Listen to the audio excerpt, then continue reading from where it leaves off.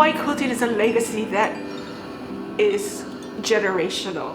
It just keeps passing on.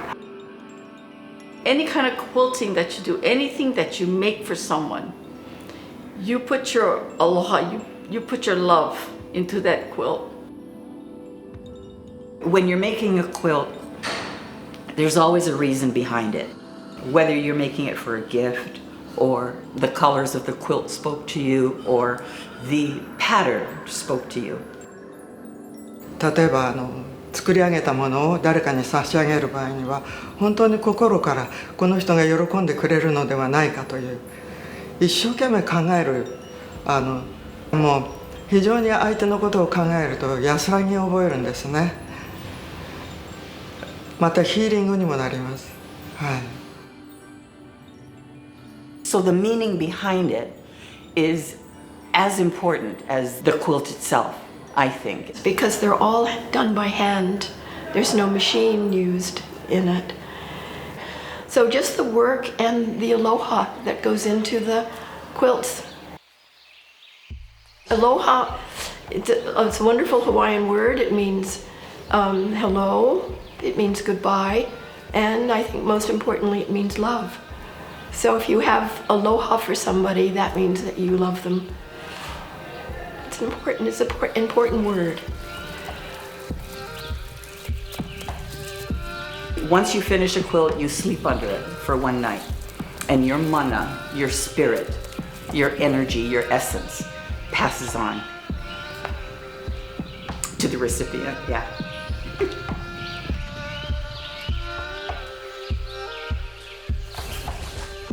My name is Thea Correa, and my grandpa is John Sorrell. My grandma is Puakalani. John Sorrell designed all of the quilts you see here today. He designed hundreds of quilts that are commercial, but he's designed hundreds more for people who have come in and have shared their story. Hi, aloha. I'm Sissy Sorrell, and I'm the daughter of John Sorrell and Puakalani Sorrell. My mom, who was a quilter and loved quilting, only had one hand. She would tell her grandma, I want to quilt. And she said, no, you only have one hand. And so she was never allowed to quilt, but she would sit and watch. And then she met my dad. And when my dad retired, he helped her to make these smaller quilts. And then they started teaching. And they started with the smaller ones. And then it went up into the bigger quilts. Then my dad said, you know, we should be doing formal classes, in which they started the Puakalani Hawaiian quilting class. That this is a community. Like, I go and I learn from those that are at my class. I was introduced to the Puakalani quilt group. From day one, we were adopted. I had done Hawaiian quilts before, but interspersed with the others. And then I got into the Puakalani group, and I have done exclusively only Hawaiian quilts for 17 or 18 years. It is like an extended ohana. Like our family keeps growing. It's an obsession. And I quilt 8 to 10 hours a day. I knew John before he passed away, so we got a little bit of time with him, but I never met his wife. And I feel like I know her through the stories that they tell, and they're always talking about her. My dad always said, and with my mom, they both taught classes, when you come into, you are part of a family. And I think that's what made the quilting different for our class, is that you are joining a family, an ohana, and we all care about each other. It's like getting a cultural lesson every time I get together. I find out things about the island I didn't know, what's going on, and I feel very connected, separate from the work that I do. And they were adamant that when you came into the quilting class, you just not learn about quilting and sewing, you learn the history. And the designs reflected our culture. It reflected our legends. It reflected a story. My dad always had a saying when he did quilting: every quilt has a story. The quilt has a story for the design it's on, and the quilt has a story for the person who made it. When you take a quilt and the person can look at the quilt, they can tell you what was happening at the time they were making the quilt. And most of the quilts are not just stories about Hawaii, it's the story about you too. If you ever get to the exhibit here, you're going to notice that the quilts are not just made by people in Hawaii. And most of them are not even Hawaiian. It is made from quilts from our Japanese quilters. We have our Hawaiian quilters here. We have quilters who relocated from Sweden, from all over the world. And this is our family surrounded in this room.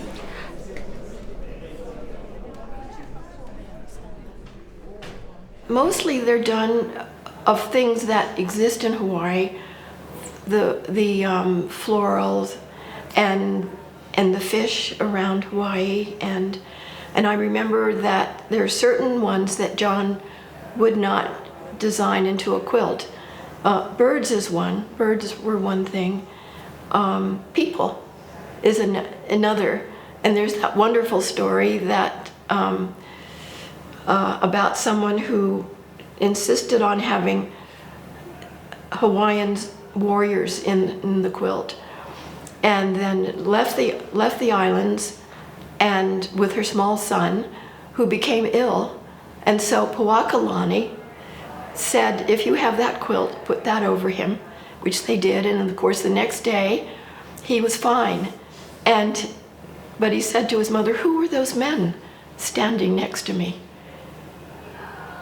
And this is of course why John does not put people in quilts, because he said they get up and walk around. Whether it's a machine quilt, whether it's a hand quilt, it has special meaning. And you choose the pattern based on what you feel about that person. Uncle John was the same way. He was amazing. He could just give me your hand, tell me your story. And he just, okay, got it.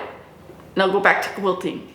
And we're quilting, we're just doing our thing, and next thing you know, like 10, 15 minutes later, here, this is for you. Here's your pattern that you wanted. He did that with me. Believe it or not. I told him, Uncle, I said, Mom came to me in a dream, and she was smiling in the garden. I said, okay, I'll think of something. And I couldn't put it down on paper. He did. So that's a work in progress as well. Yeah. So yeah, spiritually, Hawaiians believe in that. We believe in that. Everything has spirit. Everything has mana. And that mana is what comes out into the quilt. And people do feel it when you give them that quilt. They feel that aloha. They feel that mana. And when you do that, you give a little bit of yourself to that person, to the quilt. And when you are long gone and the quilt is still around, it reminds the family who that person was, who gave that quilt.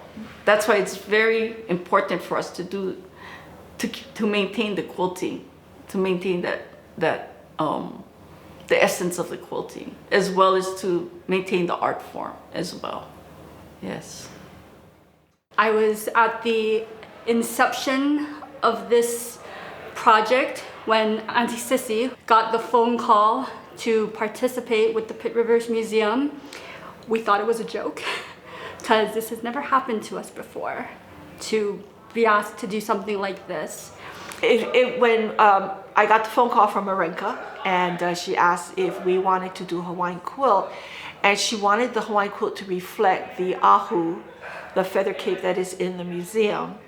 And we went back and forth on what is the best way. Do you want one quilt, two quilts? What can we do to reflect that ahu or feather cape? We kind of said, well, maybe what about 4 quilts? Because we wanted to reflect more of our culture, our people, who we are, what we do. And then it ended up being, we could even go further than that.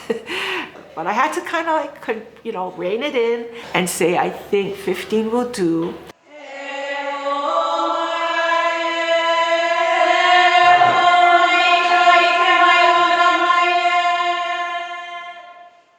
Well, from what I hear from Marenka and what I appreciate is that she's going to different cultures and asking them to contribute their culture to the museum versus taking from the culture. So it allows us to use our voice to tell our story. I did have a few quilters that, went through the website of what they had here. And I did have a few quilters that send it back, send it back. But I am from another train of thought. We don't know the full details of how it came here or what items they were talking about. And I was just talking to some of the ladies outside, and this might give you an idea of where I come from, is that I get phone calls every year of quilters saying, Sissy, I have a quilt from my mother who's no longer here, and I would really like to donate it to a museum in Hawaii. And I go, where are you from? They're either from the Europe or they're from the United States. And I always say, find a museum there.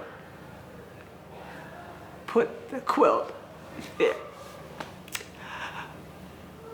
In order for people to know who we are or what we do, it's okay to have the quilts there. Whether it's Florida, New York, whether it's in Europe, and they can look at a quilt and say, that's a Hawaiian quilt. It's from Hawaii, and this is what they do there. How do we know? How will they ever know who we are if we take everything back? And I am so strong in that belief. Knowing that it's my grandpa's designs, they say that people die twice when their name stops being said. So to see their quilts here, to see my grandpa's designs here, it's really nice. He'll be here, and he'll be at home, and he'll be everywhere. John was such a giving artist, and so appreciative of us bringing his art to life. And working with him on different designs that he would always ask, what are you thinking about? What is going on in your life? What's most important that would create a pattern, influence a pattern? And not just the patterns themselves, but the people. I look at these quilts and like I said, they were chosen for a reason. So I can see the story that we wanted to tell. We share. Let's share our culture. Let's share who we are and not just be closed in and not invite anybody in. And this is a way we invite everybody into who we are.